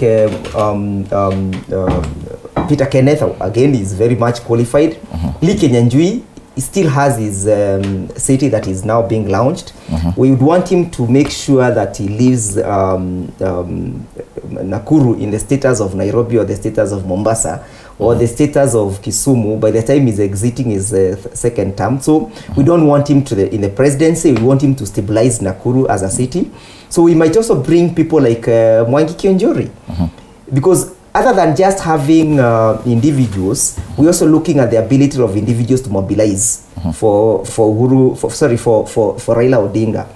I am not discrediting the ability of Martha Karua to mobilize, but I am slightly discrediting the ability of Peter Kenneth to mobilize. Because to me, he is not a very good mobilizer. I would actually wish to replace Peter Kenneth with Mwangi Kionjori, because all what we want is to make sure that we have defeated UDA, because they do not stand for anything, to make sure that UDA does not get to power. That is the agenda. That's the agenda of competitive politics. So we must be able to bring somebody who is able to mobilize and move the crowd and excite the crowd. As per now, that person is lacking in Mount Kenya region. At least Mheshimiwa Kanini Kega is trying his best. Mheshimiwa Kioni is trying his best. Mheshimiwa Wambogo Ngojiri, they're also trying their best. Mheshimiwa Sabina Chega is trying their best. But you know, once politics begin, Mheshimiwa Kanini Kega will go to Kieni. Mheshimiwa Jeremiah Kioni will go to his Ndaragwa. Mheshimiwa, all those members of parliament supporting Raila will retreat to their constituencies. We need that person who will then take over from them. And that is why it is important for Raila Odinga to expand the boundaries of this consultation. Well, the DP is yet to settle on his running mate, and he says that... No, he has already settled on one. by default, or by default, he seems to have already settled on Gachagua, the member of parliament for Madeira. And to me, we have a lot of questions to put. I don't want to discuss his character. It's not worth. Well, the DP, as I was about to ask you, the DP has said that he's yet to settle on his running mate and says that now he'll leave it to the Wanjiko to do that for him, and he's calling this boardroom politics. He wants us to make a departure from this what he calls boardroom politics. But here, it seems like a nominated MP, Maina Kamanda, is very, very sure about Raila's choice. And he says that the running mate will come from Mount Kenya, but they are yet to decide who that is. Ndegwa, quite unfair if you ask me, to the Wanjiko. Why should we have, a select few choose for Kenyans who's going to deputize President Raila Odinga if he gets to win in 2022? In fact, if Raila Odinga allows this to happen, he's actually becoming much more benevolent than he ought to be. Because it is for the presidential candidate to deal and to nominate his running mate. It's an exclusive affair of the presidential candidates. But if Raila Odinga is allowing even individuals to come in and help him come up with a running mate, he's being more benevolent than the law requires. The law only allows him to nominate. But if you allow us to have a debate as to who should represent us, he's being more benevolent. And at the end of the day, we are having what is called delegated democracy. We cannot have the entire country deciding as to who is going to be the running mate, because some of these things can only be made by a slim and sleek members who have the ability to decide on behalf of others through the delegated democracy. The people will have an opportunity of participating whether they want that person nominated to be their deputy president through casting their votes, which is called participatory democracy. If at the fullness of time the people endorses the small group's idea or decision, then the small groups will have been vindicated. If the people declines through the power of their votes to endorse it, then the other group, the small group that came up with that decision, then will probably have been in a place between a hard place and a rock. So in my view, we cannot have the entire country deciding. That is why it is the responsibility of the presidential candidate, but President Raila, the faith is already becoming a bit benevolent by allowing us to actually have a debate around the same thing. Okay, sawa. Time now for a very, very short break. I want us to talk about a big interview, an exclusive interview that The Nation did with Mwende Gatabaki. That is economist Devin D's wife. She's revealed a lot about the political power play in Kenya. I want us to discuss that. Don't go away in a few.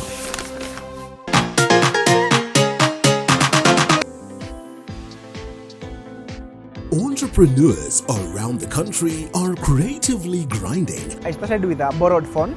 A borrowed phone? Yeah, that could last 2 hours with charge. We just have to do quality work for them.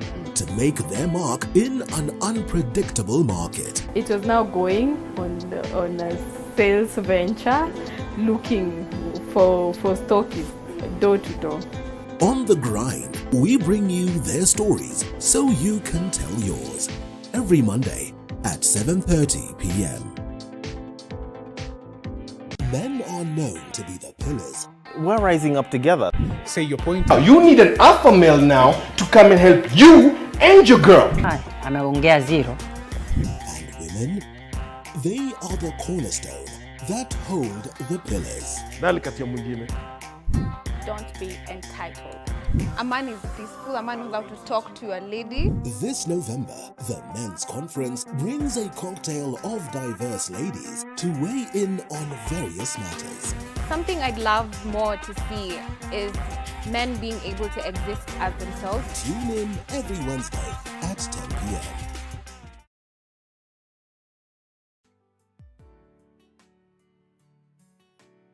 Hello guys, and welcome to Night In with Joy Irungu. Joy Irungu. Joy Irungu. Heartbreak, pain, and tears have been a major part of Night In Season 1. We thank you for being with us on this journey. And for this upcoming season, we will bring you more empowering stories that not everyone is talking about. This is the only show where we keep it authentic. We share our lifetime experiences, and you know what? Tell every person that you can turn your pain into power. Join Joy Irungu on Night In as we take the brave step of sharing.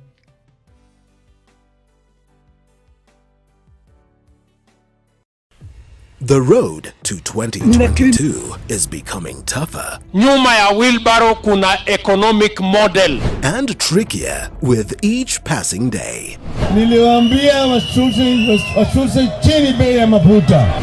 Political aspirants in a dilemma whether to change allegiance or not. How has Raila and the handshake made Jubilee focus? You've seen Raila Odinga flying military choppers. Our people have never been called to Uhuru Park to unite. They have always united out of their own volition. Reduce your madness. Kenyans are suffering. Would it be fair to conclude? I don't want your station to be sued. That Jubilee government has never been able to sponsor any successful project. Every Monday at 9:30 p.m., Pundits Night brings you inclusive and candid conversations with the pundits. We say disability is not inability. Our impairment are not disability. Disability is the barriers put across by the society. Beyond the Limit gives a voice to those abled differently. People with special needs can undertake a job, particularly that is customer service focused, as good, if not better, than people that are 100% abled. We bring you conversations of these great persons. Round table Feels a lot here in the interview. Some of the things that she's saying are already out there in the public. They've been discussed in public domain. For instance, the handshake. She says that the handshake between Raila Odinga and President Uhuru Kenyatta is what made her husband, that is David D, fall out with the ODM leader Raila Odinga. David D now is on the other camp, is inside the other camp, that is Deputy President William Ruto's other camp. I want to hear your views on this, Wakili Ndegwa. Yes.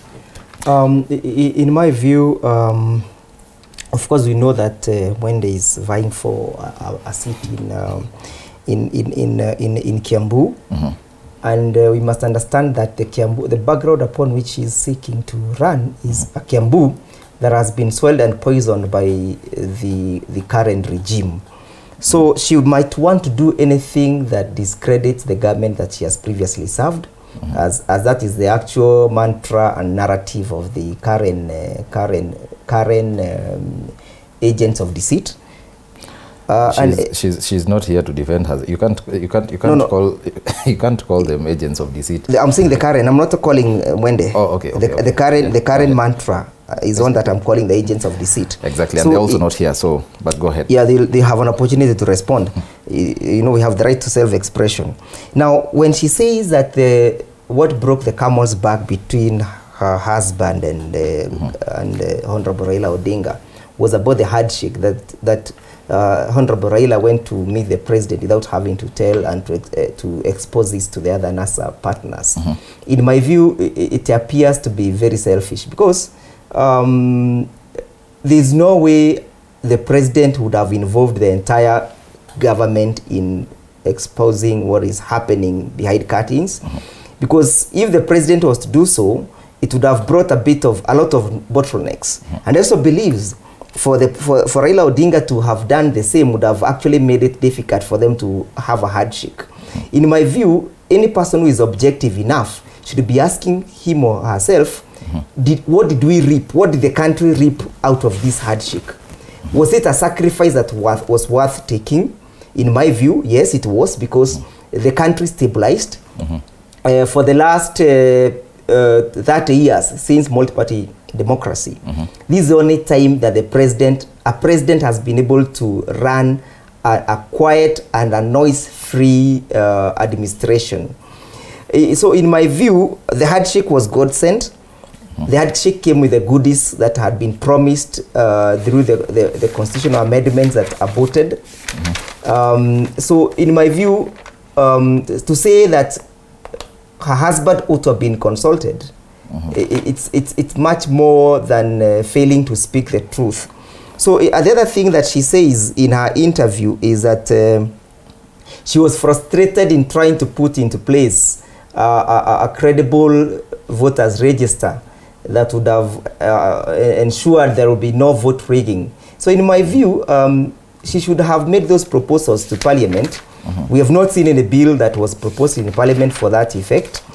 And of course, I have not seen even the IBC responding to this or saying that a policy had been formulated. So I leave it at that and say that the handshake was a good thing. Of course, it annoyed some others because she says that Raila Odinga was supposed to go and negotiate with the president the cut that the NASA fraternity was supposed to benefit with. But the president said, and Raila said, that that was not the objective of handshake. Handshake was not meant to share government as between NASA and the Jubilee regime. Handshake was supposed to bring peace and tranquility and the unity of the country. So when she says that they fell out because there was no portion that was awarded to them, that's so selfish. Solomon Kuria, let me ask you, Wakili here seems to say that the handshake, the sacrifices that were made for the handshake are worth it. A country with no opposition. I want to hear your views, because right now everyone is in government, if you ask me. You know why I'm declining to credit her interview is because she is suffering from selective amnesia. She is choosing what to tell us and what not to tell us. She did not tell the interviewer that her husband, David D, was planning secession in this country, was trying to influence Raila Amolo Odinga in 2017 to rally the support from his counties and make a country out of that and start collecting tax. David D was the person doing that.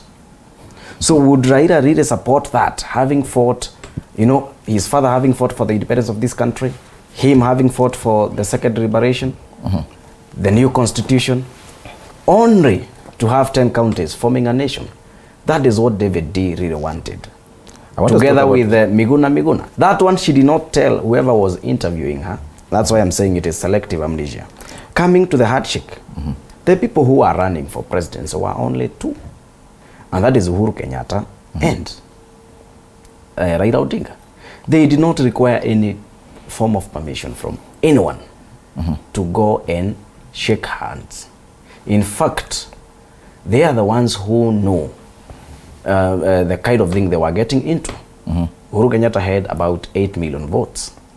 Raila Amolo Odinga had about 7.1 million votes. How many votes did David D have? Was he contesting? Then why would he seek? What is the what moral authority does he have to seek, Raila, to say that Raila must seek permission from him? There are other people who are way senior than him in NASA. Guys like James Orengo, they were never consulted. Even the deputy party leader. Senior in what sense? Senior because if you look at the hierarchy of the ODM party, if Oparanya was not consulted, if Governor Joho was not consulted, if Senator Orengo was not consulted, who is David D to be consulted? He's a senior economist. Senior economist in what sense? There's no position for a senior economist in ODM. There's only the chairman, vice chair. That's the party leader, deputy party leader, the chairman, vice chair. SG Sifuna was also not consulted. So the role he was playing was actually advisory role. When Raila wanted to be advised on economic matters, at that particular time, David D played a role. But out there looking for votes, it is those guys, those names I'm dropping here. Those are the guys who look for votes. Don't you think now he's an asset to DP Ruto? He is not an asset. In any case, he's a liability. He is a big time liability. You know, a guy who is talking about bottom up at this time and still telling the fellow to go and say out there that he will take 100 billion from the government coffers and distribute the money to youth groups down there. You know, when you take money from government coffers to individuals, is that trickle down or is that bottom up? The man is confusing the fellow 100 times. You know, he is not even explaining to him what bottom up really means. Look at the embarrassment he caused to some members of parliament when they went to TV stations trying to explain the bottom up. You could clearly tell that they also don't know what they are talking about, having heard from David D for several occasions. Basically what they're saying is just empowering the bottom of the pyramid, and then, you know, it'll go all the way up. You know, just a minute before you come in. David D is just, you know, let's not talk about individuals. I'm just saying. He has been mentioned here. He has been mentioned. Yes, your husband, economist David D, was strong backer of Raila. Why did he fall out from the audience? That's why you're mentioning him. That's why we are mentioning his name. He has brought him to the limelight of debates. Okay. So let's go ahead. When he says that he was not consulted, I wanted to tell you that when you are thinking, or when your thoughts are clouded by anger, you lose emotional intelligence. Remember a few years ago, David D used to tweet and call William Ruto a thief, a lad grabber. Today, he is saying William is the savior of the nation. Look at that double speak. And that is a person you are telling me that should have been consulted. I think there's an issue, and handshake was between the two presidential candidates. Not even William was consulted. If you ask me, David D actually tweeted and said that if he's presented with two evils, he'd go with the better one. And that's how he made his U-turn. I remember seeing his tweets online, and that's how he got himself where he is right now. But Wakili, you were saying something about you know, this bottom-up approach. Yes. And him being, why do you think, why would you say that Ruto has baggage in his team, and calling him a liability? Why would you do that? He is a big liability because for him he deals with issues that are not realistic, that are not practical, they're not pragmatic, they're not capable of being implemented in the human spheres. For one reason, the so-called bottom-up, it's a new concept that has been defined in Karen. If the bottom-up was a concept that really means that it can revolutionize the economy of a country, then I would have seen a policy by the World Bank and the IMF about how to go about the implementation of the bottom-up. But you can see clearly that the bottom-up is a concept that is meant to hoodwink the people at the bottom of the pyramid. When he goes for his campaigns, the only thing he asks is, munataka tuanze hapa chini hapa, tukienda huko juu huku. But he doesn't tell them where the money that will start from hapa chini will come from. Solomon put a question. This 100 billion that will be allocated to the so-called bottom-up, will it be contributed by the taxpayers? If the answer is yes, then the other question is, will the money be contributed by the taxpayers through their taxes to government? The answer is yes. Will government then use this money to allocate to the so-called the hustlers? Yes. The other question is, who will allocate this money? Is it Parliament or is it William Ruto? It's Parliament. So will it be allocated through a budget? Yes. Will that budget be a budget of trickle-down or a bottom-up? A trickle-down. And that's what I'm saying. It is just a euphoria they are trying to create to confuse the masses. My submission is, if money is coming from government and targeting the mama boga, that money is a trickle-down effect. May I then submit that it is so much of us to ask Raila Odinga to say that he went silent and there is no opposition in the country because of the hardship.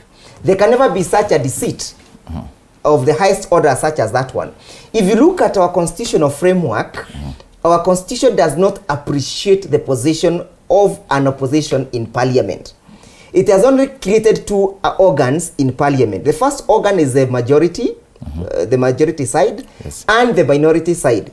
And there is no provision in the constitution that says that the minority side, which is the NASA side, should be the person overseeing government. If you look at the constitution, and most importantly Article 97, the role of parliament is to oversight government. And parliament is inclusive of the minority and the majority. So when you see that there is no oversight, then you must then want to ask yourself, was the oversight killed deliberately by William Ruto when he took the 150 members of parliament away from parliament so that they may not check on the performance of government and frustrate and sabotage government deliberately? So it is not the responsibility that is bestowed on the shoulders of Raila Odinga alone to oversight government. When somebody comes in parliament, picks the majority of members of parliament and takes them to Karen, and the only thing that he can do is to hover with helicopters from Monday to Sunday, and they don't go to participate effectively in parliament, that person is sabotaging government. You can't blame everything on the DP. We've seen the changes in both houses of parliament, both in the National Assembly and the Senate, and we know what led to the ouster of Mheshimiwa. People like Mheshimiwa Aden Duale as the Speaker of the National Assembly. And of course, the Majority Leader of the National Assembly. We know what happened in all those positions, including the Senate. We know where the meetings were in.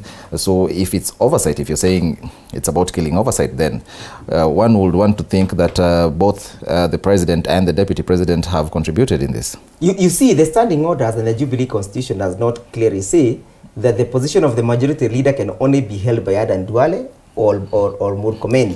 No. Let's not discuss individuals. I'm just saying you've brought up the issue of killing oversight. And I've told you, you've said there are meetings in Karen.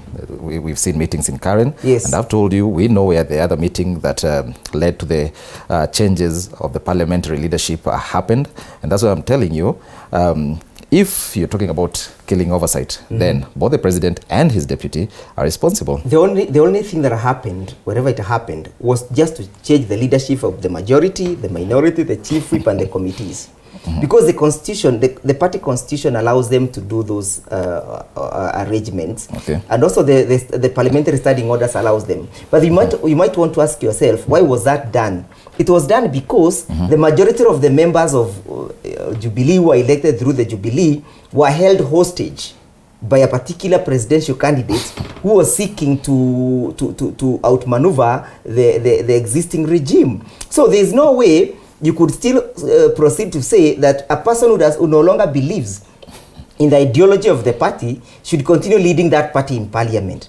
So in my view, the scheme was well orchestrated.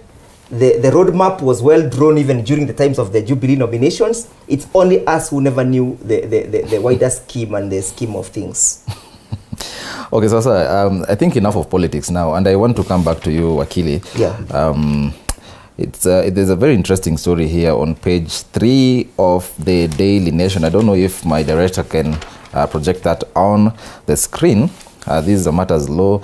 Recaptured terror convict says that he would escape again. That is very, very bold, coming from someone who has been, who tried escaping and came back. But if you ask me, he seems to have some point here. He said that they were not escaping to commit terrorism. I don't support him in that. I don't know what they were thinking then, but he says they were seeking safety and freedom, fearing that after they are done with their sentences, they'll be abducted in broad daylight and probably executed. Your views? Perhaps maybe he weighs in on that. Just allow me a minute. Just a minute on the political agenda. Because on the political agenda, because there's something I really said I must say. I want to call upon the NCIC, that is National Cohesion and Integration Commission, to summon the Deputy President. Why? Over the remarks he made in Kirinyaga on Sunday, calling a community in Kenya watu wa kung'oa reli na kurusha mawe. I regret having heard that from the Deputy President of the Republic of Kenya. Let us stop stereotyping. Let us stop profiling a community by calling them stone throwers na watu wa kung'oa reli. coming from a deputy president, it is regrettable. And I expected Wakili to address that because it was said in his county. What we want now is not scenarios which led to 2007, 2008. It began by profiling communities. It began by profiling individuals. And it is regrettable coming from a deputy president. NCIC, over to you. You summon him, question him, and let him say what he meant by saying that. Yes. Fair enough. Wakili, back okay, very quickly, and then we go to the recaptured terror convict who says that he will escape again. You know what is happening in this country? There is deliberate effort by the political class to completely erode the power and the ability of our institutions. So even when you ask the Cohesion Commission to summon Deputy President, they won't. Because the moment they issue that letter, the next thing it will do or it will happen is that the politicians will be on the podium castigating and discrediting that commission. They will not look at the objectives and the objects of that particular summon. That the nation is ought to go to an election as one. And you remember that's what the president is belaboring to attempt to achieve through the BBI and his unity. And remember that one function of the president and Article 131 of the Constitution is to make sure there is national cohesion and there is unity of the country. So when the deputy president who deputizes the president and who says that the president is my boss fails to read from the same creed and try to profile the one community, it tells me that there are some individuals in this country, and history will bear me witness, who can only thrive in the situation of chaos, disharmony, disunity, and the defranchising of communities so that they can achieve their political agenda.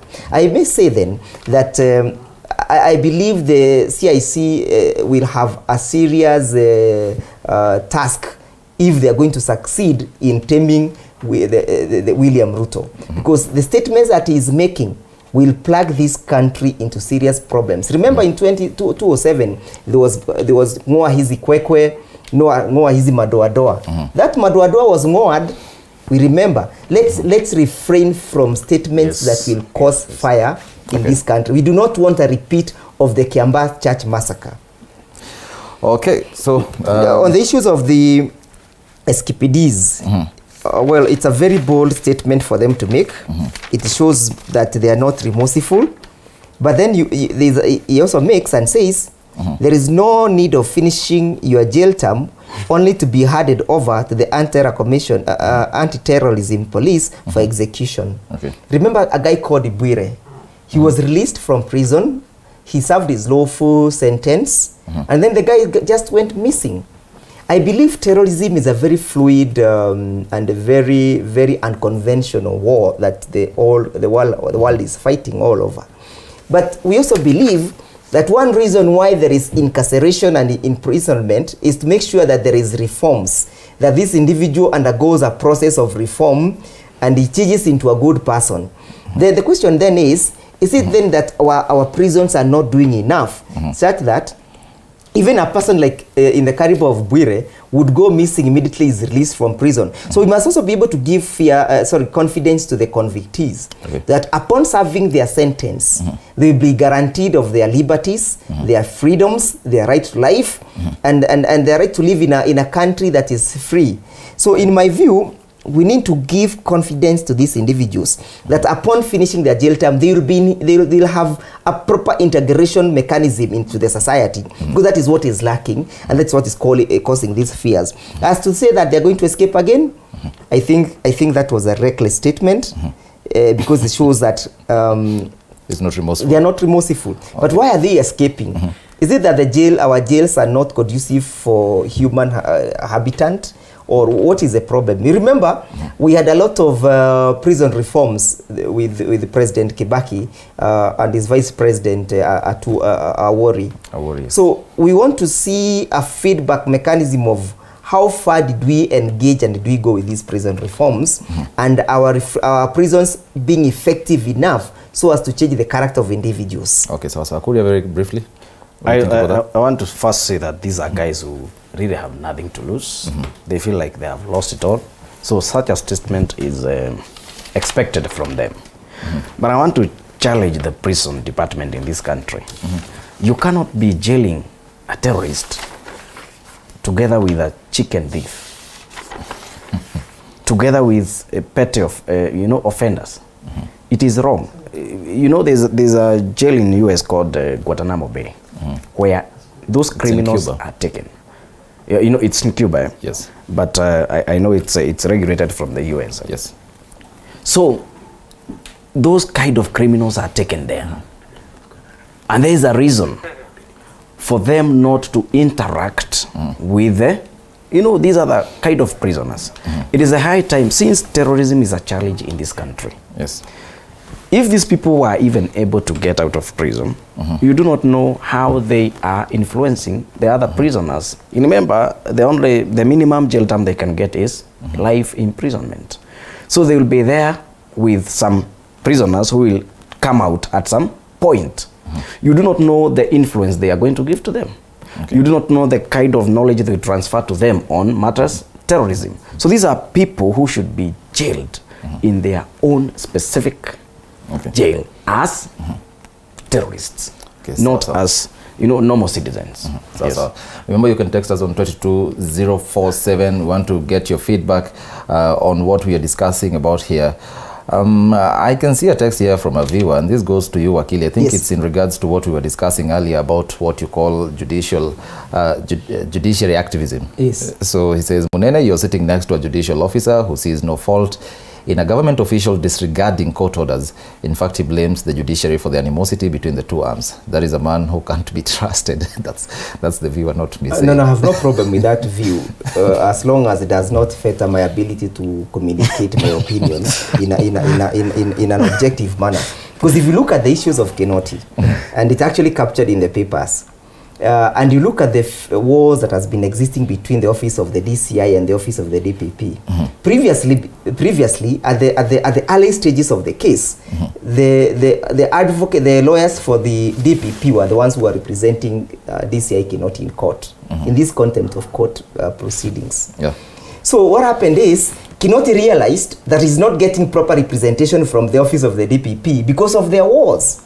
Remember, this war started with the KPA issue when was it Maduk was arrested, and DPP came and pulled him out of the court and said that Kinoti has no capacity and the legal capacity to present an accused person in court.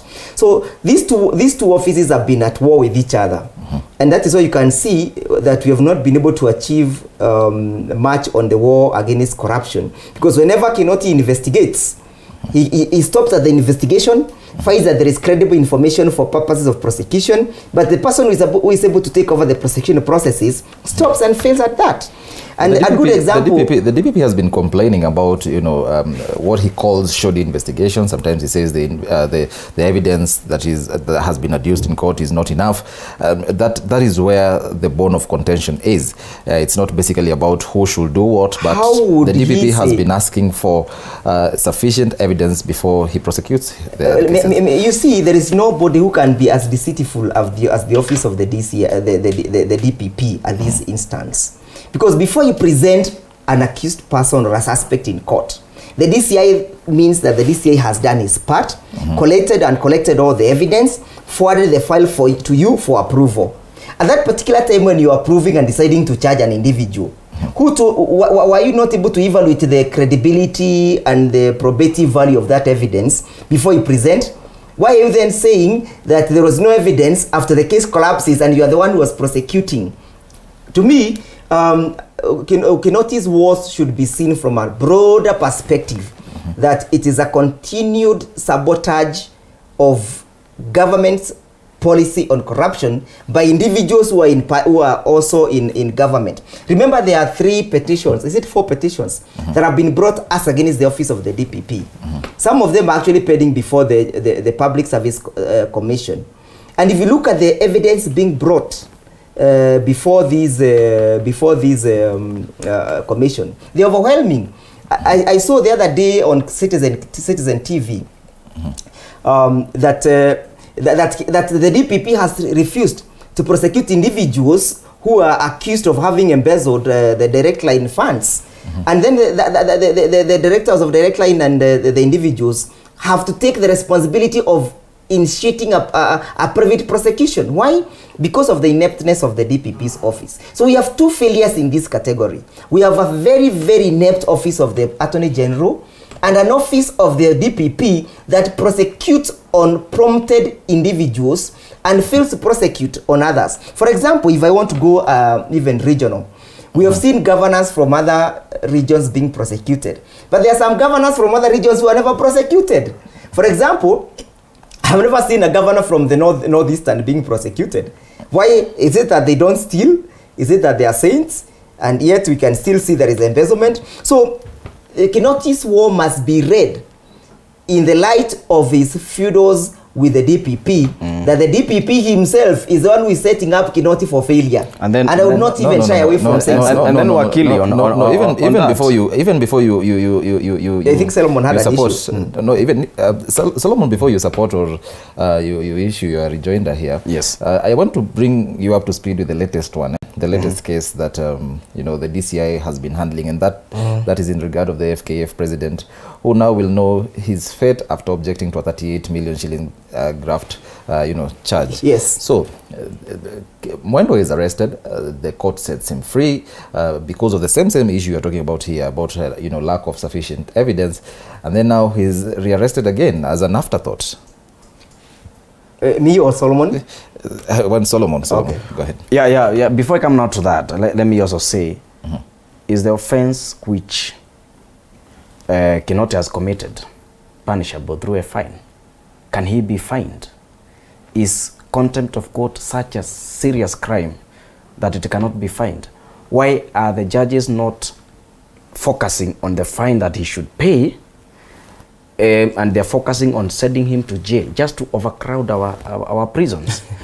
Our prisons are crowded with petty offenders, people who should just be fined or given some work to do out here and serve the nation. They're just eating our githeri and maharagwe, and we know the country is struggling. Why do you send someone to prison for 4 months for contempt of court? Fine him for that matter. Let me now come to the issue of evidence. The wars between the DPP and the DCI. I would clearly say that, because at some point the DPP, the two of them were working so closely. Yes. I don't know what happened, but I can guess. And I'm referencing my argument on the case between an individual and the DPP concerning the expressway. There's a piece of land owned by a Kenyan. And the DPP, through his own means and ways, made sure that the land went into other hands. The compensation went into other hands. The guy has tried. I think he's one of the guys who are petitioning for his removal from office. And if you look at the new owners, the illegal owners of the piece of land, they are his tribesmen. It is in the public domain. And there are some things he is doing that really do not augur very well with whatever is happening. In their own wisdom, a few days ago, Kinoti is now, I think, the representative of the Interpol in Africa for around 3 years. You really can't tell Interpol that they gave the job to the wrong person who does not conduct credible investigation. Interpol is the best in the world today. They were not able to see that Kinoti has inconclusive evidence on issues. I think it's a matter of, after investigation, who goes to court? It is the DPP. And so who has failed? I agree with him, and this needs to look at the legal regimes that we have. If you look at the Criminal Procedure Code, the person who has the responsibility of generating a charge sheet, so that then you can have this charge sheet presented in court for purpose of reading out the charges as against the accused person, is the office of the investigator, the DCI. But what has happened is the DCI has assumed that subsumed those powers, exclusively guaranteed to the office of the DCI, and bestowed those powers as upon him, so that the DPP would decide whom is he going to charge and whom is he not going to charge. The DPP says in his responsibility of determining whom to charge, should not be directed by individual. Yes, that is a proper legal preposition. But are you exercising this independence to charge in an impartial manner. For example, look at the case of Tom Cohen. A judge has been cited, and this judge, there is overwhelming evidence being collected by Kinoti for purpose of charging this judge with this crime of murder. What does the DPP do? He rushes to court to object the presentation of that evidence. If this is a person who is willing to pursue public interest in matters of litigation, charging criminals, why would he not take that evidence, present it before the trial court, and then the trial court will determine whether or not the judge was involved in the murder of Top Cohen or not? Why are you becoming the judge, the prosecutor, and the investigator, and determining that this evidence is not credible? It is not the work of the DPP to determine the legal probability of the success of evidence. That is the work of the trial court. But what the DPP has done, he has become the investigator, he has become the prosecutor, he has become the judge to determine whether evidence is credible or not. He has actually assumed the responsibility and the jurisdiction of the trial court. And that is why you can see we are failing. Why? Because he wants to project himself as a person who is above the epitomes of infallibility and paint Kinoti as a person who is fallible. You know, we cannot have these two wars. And that is why today Kinoti is facing a 4 months jail term, because the DPP sabotaged him. Was the DPP not? Let me ask you, Monene. No. Do you know why? Do you know I'm saying so? The DPP had the evidence of showing who is in possession of this license. He knew very well that Kinoti is not the custodian of this license, but he allowed it to go as that unchallenged. So even as much as we blame the ineptness of the Attorney General in other matters, Attorney General in this case is trying to panel beat the case that has been meddled by the office of the DPP for their own ulterior motive to paint Kinoti as an inept person, as a person who does not comply with the law, as a person who does not respect the rule of law. But the judge said that, this evidence should have been brought to court. They by had who? that, by the DPP? The state, not really the DPP. Is always prosecuting that case at that particular time. The state law office, that's the responsibility of the AG. You know, Monene, I'm belaboring to tell you and to tell our viewers that the Attorney General, that Kinoti requested the office of the Attorney General to take over the matter when he realized that the office of the DPP is not doing a credible work. The office of the DPP is one that was faced with his application of contempt at the first instance. As an advocate, the first instance is to if an application of this nature arises, is for you to inform the court that yes, there is contempt of court here, but this person should not be the person being cited. The person in custody of this license is a licensing, the firearm licensing board. But he allowed this to pass. So the office of the Attorney General is believing to panel beat the case. And Monene, just quickly, as we wind up. Let me jog our memory a little bit and show you how the powerful and the rich and the mighty have been able to protect themselves against the arm of the judiciary. It goes all the way back to the time when robbery with violence was introduced in this country. Robbery with violence, it was considered that the poor were stealing from the rich. And they came up with robbery with violence, which is punishable. I think at some point it was through death. Or it still is. Yes, death. Punishable by death. Yes. But there's robbery without violence, which has killed millions of Kenyans or thousands of Kenyans in this country. Corruption cases, they take forever in courts. And they cite what you have mentioned, evidence.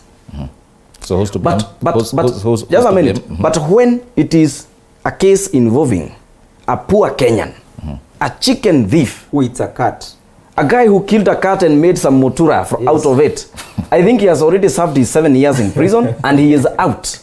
Remember the case of a principal who was killed in Moranga the other day by his wife. The wife is now serving 30 years in prison. Evidence was provided, handed over to the DPP, provided in court, and the woman was jailed. By the same DPP. But the same DPP is given evidence on corrupt individuals. But we saw John Waluke. He chooses what to present. John Waluke. Just a minute. John Waluke is a member of parliament. He's a member of National Assembly. And we saw him behind bars. And that was... He is out. You see, he is out. But yeah, he John had the Waluke right, is he had out. the right to appeal. He had the right to appeal. No. And Wakili will support me here. Just a minute, just a minute. Let me prosecute this first. It is very easy to see the big fish coming out of, walking out scot-free. I am giving you a case, a perfect case of a guy who was accused of slaughtering a cat and making samosa out of it. He has served his 7 years. I'm giving you a case of a woman who was jailed 30 years, a few months ago, for killing her husband. Now, just mention one person who has been jailed for stealing from the public coffers. Same evidence given to the DPP. And then when it comes to poor Kenyans, he says evidence is compelling. It is enough. When it comes to these rich people, he says evidence is not enough. I was put a question. So what is that? To blame even as we finish up. If you look at the case of the Olympics case, where this guy called, what was his name? This minister, Wario, was charged. Hassan Wario. If you look at the way the DPP strategically drafted his charge sheet for Hassan Wario, specifically, he never mentioned the figures that he's alleged to have stolen. So what happened is he was fined 3 million. Why? Because the DPP strategically refused to mention the figures of the amount of money that has been stolen, refused to lead evidence on the loss of this money. So the court only found Wario culpable of abuse of office and conspiracy. Conspiracy to steal what? And you have not indicated the figures. The same charge sheet. An individual was fined, I think, 770 million on the same case. So you're having a case of double standards here. And I don't know which brotherhood is the DPP trying to propagate. That Wario is fined 3 million and another Kamau is charged 770 million. I think there's some kind of brotherhood and cohabitation. We cannot go there. No. Allow me to mention that. Of course, I didn't say brotherhood in terms of whatever nature. But the question is, why should we have double standards in the prosecution? Why up to date has the NYS case never been concluded? People like Akina, there were individuals from Naivasha who were arrested. To date, nothing has happened. Why? Because there was money that left the banks that were involved, and we know where the money was taken to. Somebody opened the DPP's. It's called. He has opened. There's an account called the DPP's funds that has been banked by the office of the DPP outside the exchequer, and we know that money where it came from. So you cannot expect impartiality in a manner when somebody withholds funds, calls it the DPP funds outside the exchequer, and I don't know what Parliament does. You can't say things that you cannot. No. The case is in court.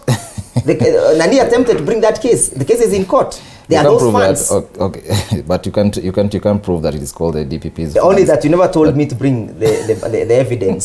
So thank you very much. Thank you very much, Okilindego Njiro, a constitutional lawyer, Solomon Kuria, a political analyst. Thank you so much for gracing this show, helping us dissect what is making headlines across the country. Asante sana. Time now for a very short break. When we come back, we'll have Tekwane Mwendo, who's the CEO of Asilimia, talking to my co-host Mudhoni Maina. They'll be talking about the challenges of small and medium